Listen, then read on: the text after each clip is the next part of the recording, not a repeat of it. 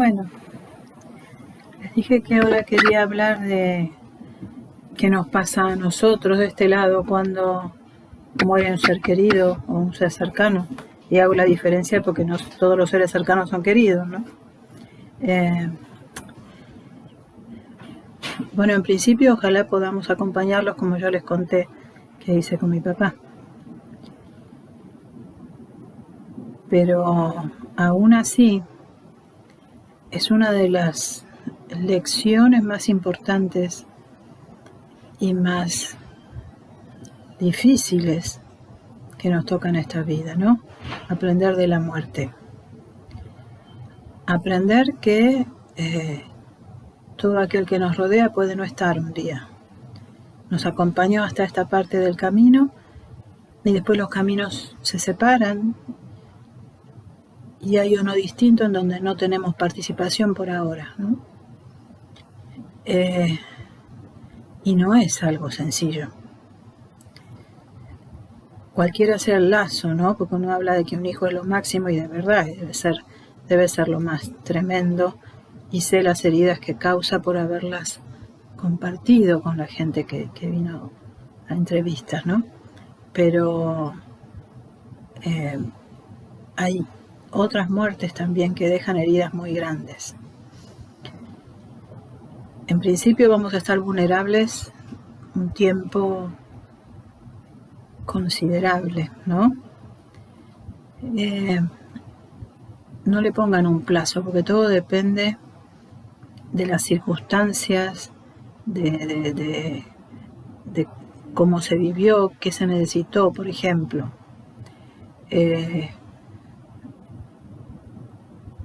A veces la muerte de una persona de la familia,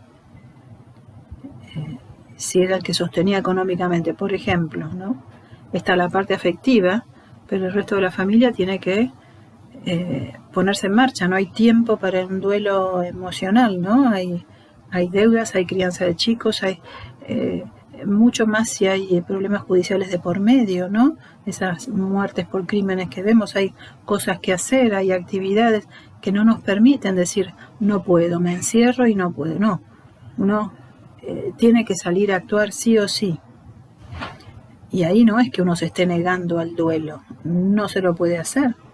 Cuando hay un accidente y queda una persona herida en el hospital y otra persona que murió, no es que uno no quiera hacer el duelo, hay que atender al que quedó vivo. O sea, hay muchas circunstancias que hacen que uno no pueda centrarse en la pérdida por un tiempo. Y esos duelos,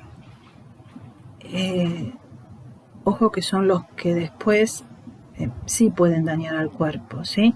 O pueden traernos momentos de angustia como fuera de contexto, como que a lo mejor pasaron 2 años o más y todo el resto como que dijo, bueno, ya pasó hace bastante ese duelo, y la persona cae en un pozo, porque no tuvo tiempo de hacerlo. No lo podemos saltear el proceso del sentimiento de pérdida. Y eso lo tenemos que tener en cuenta. Si no lo pudimos hacer en su momento, tengámoslo en cuenta que en algún momento, cuando la actividad esa alocada que tenemos que hacer pare, vamos a tener que enfrentarlo. A veces cuando uno ve padres que luchan pidiendo justicia o demás, y uno lo ve con tanto impulso, es porque como que encontraron una forma de canalizar el dolor, ¿no?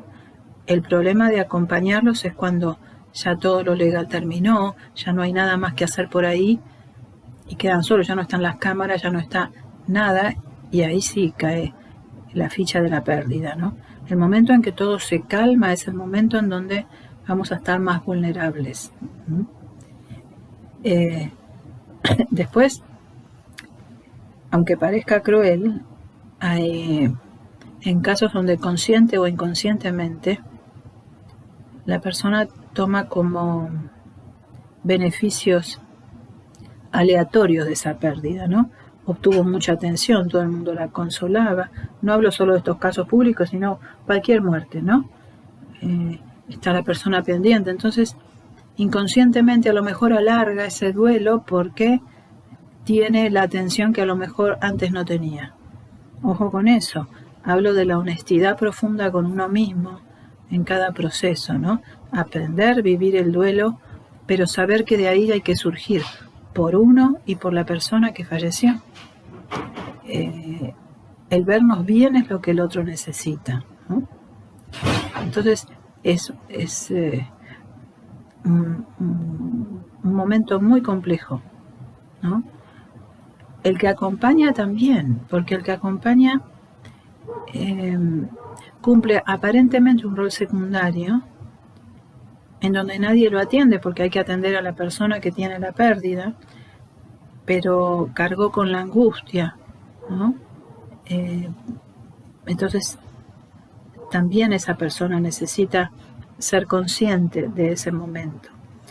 Ahora, ¿qué hacemos desde el punto de vista energético en ese momento? Hay un ejercicio que hasta los psicólogos recomiendan, que es escribir una carta, ¿no?, a la persona que se fue. Si nos quedó algo por decirles, o si queremos expresar lo que sentimos, ¿no?, escribir esa carta, pero no guardarla, quemarla. Siempre cuando se hacen esas cartas se terminan agradeciendo, ¿no? Agradeciendo el tiempo compartido, agradeciendo lo aprendido con esa persona, y dando gracias, ¿no? Y dando gracias con amor y aceptando la partida. Y se queman porque el simbolismo es acepto la separación.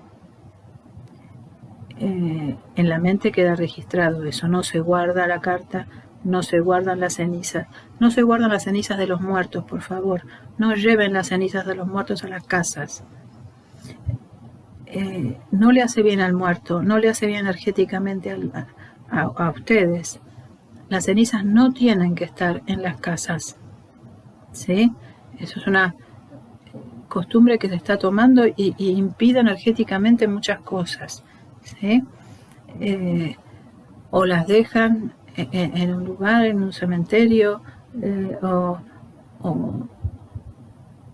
las liberan, ¿sí? Pero en las casas no. En las casas no. Esa forma de aferrar al ser querido. En general, cuando uno hace esas cosas es porque quedaron cuentas pendientes con la persona que se fue.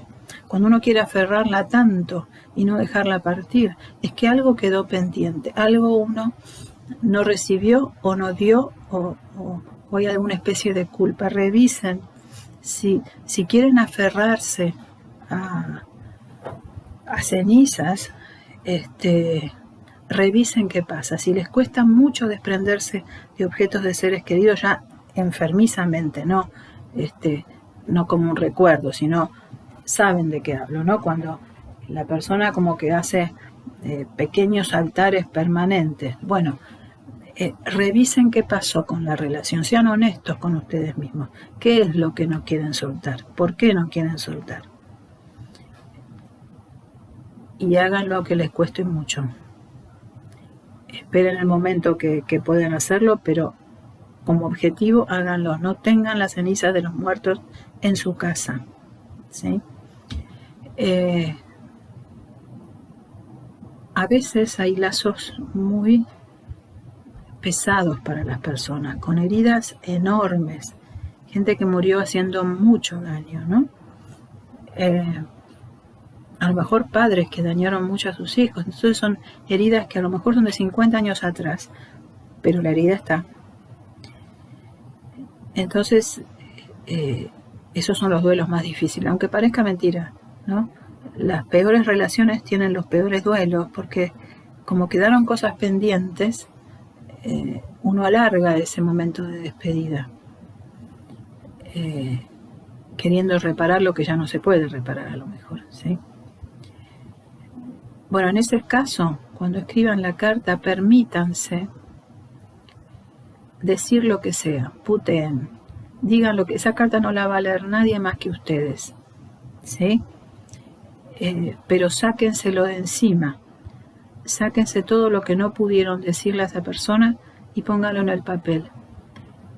Igualmente terminen agradeciendo lo aprendido, porque seguramente el alma aprendió eso que daña y ahora está aprendiendo a poner un límite, ¿no? y a separarse.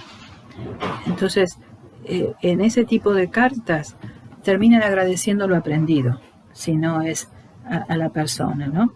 Y también quémenla. Este recurso de las cartas uno lo puede hacer también con personas en vida, cuando a veces el diálogo no es factible por distintas razones. El escribir y sacarse de encima lo que uno siente es una forma de liberar el rencor y los enojos, ¿no? Las iras guardadas que pueden dañarnos tanto, ¿sí? Y también el mismo método, se vuelca todo sin censura, aunque no esté socialmente bien visto, porque ahí no hay censura que valga, estamos descargando dolores. Entonces se pone sobre el papel y después se quema. Recursos que ayudan, no es que con las cartas se soluciona todo, son recursos que ayudan y ayudan también a empezar a sacar como telas de cebolla las capitas de los dolores y las emociones. Todos estos ejercicios